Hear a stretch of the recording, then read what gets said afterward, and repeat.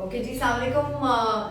आप इस वक्त दी एस्थेटिक क्लिनिक से हम लोग इस वक्त लाइव हैं और दी एस्थेटिक क्लिनिक की नॉर्थ नाजवाद ब्रांच से। और कुछ देर पहले मैंने एक प्रोसीजर करते हुए स्टोरी हमने लगाई थी वो कि अब हम लेजर हेयर रिमूवल के लिए बातचीत करेंगे। तो इतने क्वेश्चंस आए कि हम कोशिश करेंगे कि इस कुछ मिनट के सेशन में इन क्वेश्चंस का जवाब दे सकें।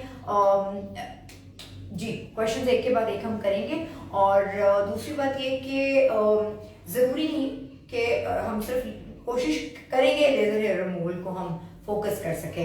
अब मैं क्विकली बता देती हूँ जी कि चेहरे के ऊपर गैर ज़रूरी बाल आ जाना या आपके जो बाकी बॉडी पार्ट्स हैं, आर्म्स हैं, आपके लेग्स हैं, इन पर जहाँ भी गैर ज़रूरी बाल हैं उन्हें हर पूरी दुनिया में ख़वातीन ऑब्वियसली चाहती हैं कि उनसे निजात हासिल की जाए और उसके लिए मुख्तलिफ़ किस्म के लेजर्स यूज़ होते हैं और बहुत ही दूसरे तरीके भी यूज़ होते हैं जिसमें कि क्रीम्स आ जाती हैं, क्रीम का इस्तेमाल आ जाता है,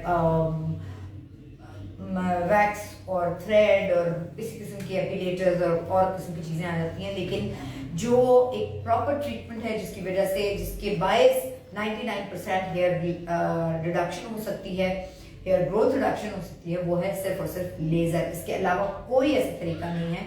वो फिर अगर वैक्स कराते हैं चीज़ें तो उसके साथ अपने जो नुकसानात हैं कि आपको वहाँ बाल मज़ीद ज़्यादा गहरे आने शुरू हो जाते हैं या वहाँ आपकी जल्द की पिगमेंटेशन या गहरी होने लगती है, बाकी अपनी रेस्ट ऑफ द स्किन से ज़्यादा गहरी होने लगती है स्किन, यानी कालक आने लगती है, टैन होने लगती है वहाँ से स्किन। थ्रेडिंग से, वैक्सिंग से इनग्रोन्स हेयर रह जाते हैं जिनकी वजह से आपकी जैसे स्ट्रॉबेरी की स्किन के ऊपर पेरेंट्स होती है तो वैसे बिल्कुल कभी कभी इनग्रोन्स हो जाते हैं और वो बहुत बुरे लगने लगते हैं, ख़ासतौर पे लेग्स के ऊपर और आर्म्स के ऊपर, तो वो बहुत बुरे लगते हैं। तो इसलिए बेहतर होता है कि आप इससे it's better to get rid of your excessive hair growth जो कि आपके जिस्म में कहीं भी हो सकती है थ्रू लेजर। Yes, okay. और ये हमारी तीनों ब्रांचेस में होती है। कराची में जैसे कि इस वक्त मैं नॉर्थ की ब्रांच में हूँ, खड्डा मार्केट यानी डिफेंस की ब्रांच भी है और एक हमारी तारिक रोड पे ब्रांच है। तीनों ब्रांचेस में हमारी ये ट्रीटमेंट्स मौजूद हैं। अच्छा, ओके। बेबी हेयर और थिकर हेयर के लिए सेम लेजर यूज होता है? नहीं, डिपेंड करता है आपके डॉक्टर के ऊपर, आपके थेरेपिस्ट के। पहले तो डॉक्टर की कंसल्टेशन होती है तो तीनों ब्रांचेस में आपको बताया, बल्कि 4 जगह पे, क्योंकि लाहौर में हम जो है वहाँ भी लेजर हेयर रिमूवल करते हैं। बल्कि एक क्वेश्चन मैं देख रही थी अभी इंस्टा पे आया हुआ था कि क्या आप लाहौर की ब्रांच पे भी, लाहौर में सो कॉल्ड एक ज़ाहिर उस तरह से ब्रांच का सेटअप नहीं है। हम 15-15 दिन बाद जाते हैं और अब इस दफ़ा हमें 21 कौन सी डेट? 22nd and 23rd। नहीं, अब तो हम जाएंगे तो वो 22 और 23 जनवरी होगी, सैटरडे और संडे। लेकिन 8 और 9 हमारा मिस हुआ है, बहुत माजरत के साथ, क्योंकि उसके बाद बहुत कॉल्स आई। हमारा इसमें कोई कसूर नहीं था, फ्लाइट्स कैंसिल हो गई थी, आपके शहर का मौसम थोड़ा मसला हो गया था तो इस वजह से। बट इंशाल्लाह 22 और 23 जनवरी को हम वहाँ मौजूद होंगे। जी हाँ, हमारी जो जहाँ 4th ब्रांच या सो कॉल्ड हम प्रैक्टिस वहाँ करते हैं 15-15 दिन बाद, तो उस जगह भी लेजर हेयर रिमूवल लाहौर में भी अवेलेबल है। अच्छा, और जैसे मैंने कहा बेबी हेयर और क्या थिकर हेयर के लिए डिफरेंट लेजर जी, डिफरेंट लेजर्स की जरूरत होती है और आपका डॉक्टर बताता है। हो सकता है हम शुरू आपकी लेजर किसी और मशीन से करें और फिर एंड किसी और मशीन पे करें, ये आपके डॉक्टर के ऊपर डिपेंड करता है। Okay, is it effective when you are having any hormonal issues? Yes, obviously, of course. लेकिन इसके साथ साथ हमारे सारे डॉक्टर्स की आपको एडवाइस होती है कि आप गायनाकोलॉजिस्ट से या एंडोक्रिनोलॉजिस्ट से अपना मुआयना ज़रूर करवाएं, हार्मोन का क्या इशू है। अगर तो हमारी टीम उसको हैंडल कर सकती है तो ठीक है, अदरवाइज कोई ज़ाहिर हर एक चीज़ के लिए उसके एक्सपर्ट का राय जानना बहुत ज़रूरी होता है। तो हम सेकंड ओपिनियन ले लेते हैं गायनाकोलॉजिस्ट से, जो कि हमारे अपने यहाँ भी अवेलेबल होती है। और अगर एंडोक्रिनोलॉजिस्ट है तो ज़ाहिर वो फिलहाल हमारे पास नहीं है तो हम उसको रेफर कर देते हैं डॉक्टर को। लेकिन ज़रूरी नहीं है कि हर केस में आपको वहाँ जाना पड़े। ओके, एक बहुत अच्छा क्वेश्चन है। I have dental implants, so does it cause any serious issue after not at I all, get it? not at all। बिल्कुल, आप अगर आपके इम्प्लांट्स हैं तो मैं ज़रा अपने घर से कॉल आई मिली, इम्प्लांट्स हैं तो बिल्कुल आप ले सकते हैं, लेज़र हेयर रिमूवल की कोई ज़रूरत नहीं। सॉरी मैं क्या कह रही हूँ, I am so sorry. Laser hair removal से कोई साइड इफेक्ट नहीं होता है इसका। इम्प्लांट्स अगर आपके हैं तो खैर, no Okay. Can we remove genital hairs with laser? Yes we can, और पूरी दुनिया में होता है, और बेहतर है आपके लिए, हाइजीन के लिए बेहतर है। तो और और हम क्रीम्स और वैक्स और करवाने से न सिर्फ वहाँ की स्किन मुतासर होती है, लेज़र से आप एक दफ़ा जो जब भी आपकी जिस 5, 6, 7 सिटिंग्स जो भी एवरेज सिटिंग है वो करवाएं और गेट रिड ऑफ। Okay. एक और टेक्निकल क्वेश्चन है, can we shift from Nd:YAG laser to diode? I am sorry, come again. Can we shift from Nd:YAG laser to diode? Yes we can, yes depends entirely कि आपकी consultation और आपकी hair की thickness और skin की quality क्या क्या रह रही है, क्या हो रहा है, वो डिपेंड करता है। आपका डॉक्टर देखेगा, हिस्ट्री लेगा, और अगर उसको लगेगा तो एक लेज़र से दूसरी लेज़र पे, Nd:YAG से डायोड पे शिफ्ट बिल्कुल किया जा सकता है। सॉरी मैं अभी कॉल बैक कर रही हूँ। No I am live. हाँ ठीक है। ओके, क्या PCOS के दौरान हम लेजर करवा सकते हैं? PCOS के दरमियान, हाँ PCOS के दरमियान बहुत सारे हर लड़की का लेज़र कर रहे होते हैं, बट अगर उसका देखिए PCOS के ट्रीटमेंट चल रहे हैं, ज़रूरी नहीं कि उसको डॉक्टर ने एडवाइस किया हो। कुछ PCOS के सिम्टम्स एंड साइंस ऐसे होते हैं और इंडिकेटर्स जो होते हैं वो हार्मोन्स के ऐसे होते हैं जिसमें हम उसको डॉक्टर से एडवाइस ही नहीं करते कि आप कोई हार्मोन सपोर्ट लें, जो कि नहीं। और अगर जहाँ डॉक्टर को लगता है लेवल्स ये हैं, हमें यहाँ सपोर्ट लेनी चाहिए, तो हार्मोन्स की सपोर्ट भी दे रहे होते हैं, लेकिन उसके साथ साथ लेज़र हो रहा है तो कोई मुज़ायका नहीं है। बल्कि वो अगर बहुत ज़्यादा हार्मोन्स की फ्लक्चुएशन है और डॉक्टर कहता है कि PCOS आपको इसके लिए इतने महीने का ट्रीटमेंट लेना पड़ेगा, तो उसके साथ साथ बिल्कुल लेज़र हेयर रिमूवल हो सकता है, इसमें कोई मसला नहीं होता। बल्कि आपकी गायनेकोलॉजिस्ट से भी आप पूछ लें तो वो भी एडवाइस करेगी। ओके, इनका क्वेश्चन है कि I got my laser hair removal 12 sessions but I do not see any kind of results.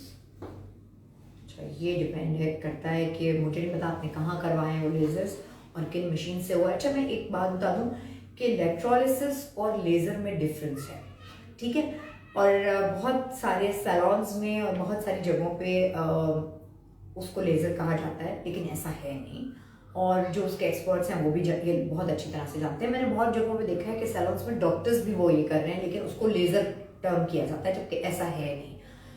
तो इसलिए उसके रिजल्ट्स और लेज़र के रिजल्ट्स इंटायरली डिफरेंट होते हैं। उसकी सेटिंग्स कम होती हैं, उसकी सेटिंग्स कम नहीं होती, लेज़र की सेटिंग्स कम होती हैं। उसकी तो बहुत 20-20, 25-25 सेटिंग्स और 30-30 सेटिंग्स हो जाती हैं। और प्लस ये कि अगर आपको PCOS का या हार्मोनल कोई और मसला है, तो अगर उससे आपकी हेयर ग्रोथ को मसला हो रहा है तो आपको डॉक्टर को ज़रूर दिखाना चाहिए।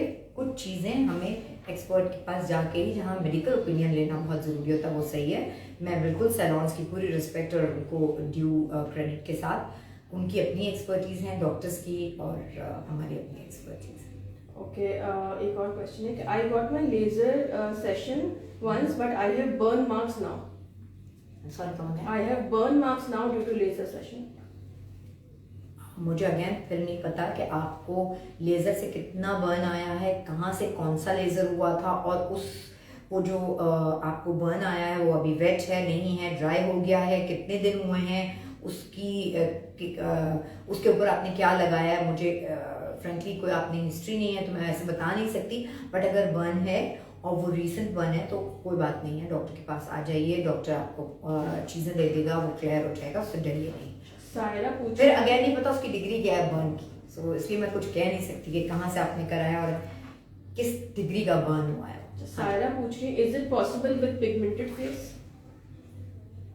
विद पिगमेंटेड अगेन यहाँ पिगमेंटेड फेस ऑलरेडी अगर आपके मेलास्मा या फ्रेकल्स या पिगमेंटेशन है तो वो डिपेंड करता है आपके डॉक्टर के ऊपर कि अगर लेजर हेयर रिमूवल उसने आपका कराना है तो कौन सा लेजर आपके ऊपर यूज करेगा। Okay, when will you visit Lahore? Question है 22nd and 23rd। मैं सही कर रही हूँ ना डेट्स? गड़बड़ नहीं कर रही। 22 और 23 जनवरी हफ्ता और इतवार है। चूँकि मैं एक मॉर्निंग शो करती हूँ और उसकी वजह से मैं कोई और वीकेंड के अलावा डे नहीं दे सकती वहाँ, तो इसलिए सैटरडे और संडे हमारे लिए बेहतर होता है। हम 15 डेज बाद जाते हैं। आप अपने अपॉइंटमेंट्स पहले बुक करा लें, बिकॉज अपॉइंटमेंट्स के बगैर I don't think walk in Lahore में पॉसिबल है। Is कराची laser में safe for teenagers? Teenagers yes बिल्कुल। हम मेरी अपनी प्रैक्टिस जो है वो ये है, हम अपनी क्लिनिक में ये प्रैक्टिस करते हैं कि 16 इयर्स एंड अबव हम कर देते हैं, लेज़र स्टार्ट कर देते हैं, और उसमें कम्प्लीटली कोई मसला नहीं है। सिर्फ आज ऑगमेंटो डॉक्टर कर रही है ना, आपका वेट करना। नहीं डॉक्टर आप स्टार्ट कर दें, ऑगमेंटो स्टार्ट कर दें। मैं आज क्या बात करता हूँ? Is it safe for pigmented face? नहीं। यस वो तो जवाब दे दिया था मैंने, हेयर ऑगमेंटो की बात कर। अच्छा, ये एक प्रोसीजर हो रहा है क्लिनिक में जो कि हेयर रीग्रोथ के लिए है, और कई चीज़ें ये डॉक्टर को देखने के बाद आपको डॉक्टर बताता है कि आपके शेफ्ट्स में प्रॉब्लम हो रही है या आपके जो रूट्स हैं उसमें प्रॉब्लम हो रही है, तो हम रीग्रोथ के लिए हेयर ऑगमेंटो करते हैं, हेयर फॉल के फिर कभी और सेशन करेंगे हेयर फॉल का।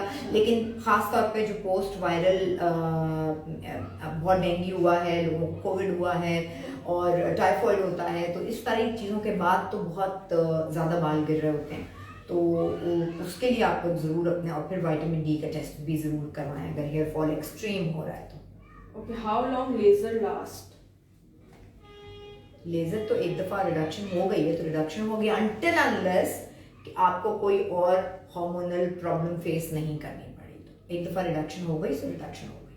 Okay, फेस लेजर से वाइट हेयर भी चले जाते हैं?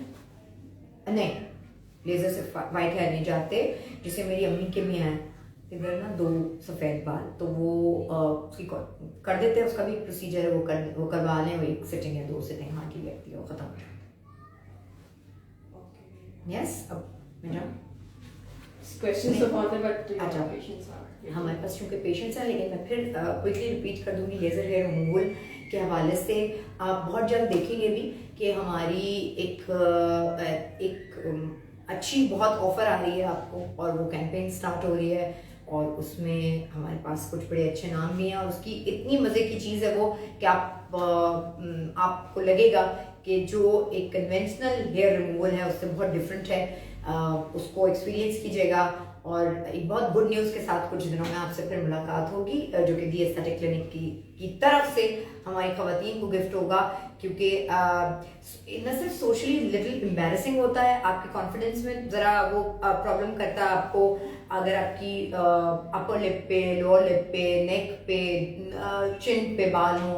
फेशियल हेयर तो आपको वैसे ही वो लगता है, लेकिन अगर बॉडी लेजर भी करा लिया जाता है तो आपको खुद अपना आप बहुत अच्छा और लाइट फील होता है। आपकी वो मसले कि जी हर 15 दिन बाद, 20 दिन बाद या महीने में एक दफ़ा आपको वैक्सिंग के लिए जाना है, अब 4 बाल आ गए और आपने थ्रेड करना है, तो वो उन सारे मसलों से आपको निजात मिल जाएगी। Thank you.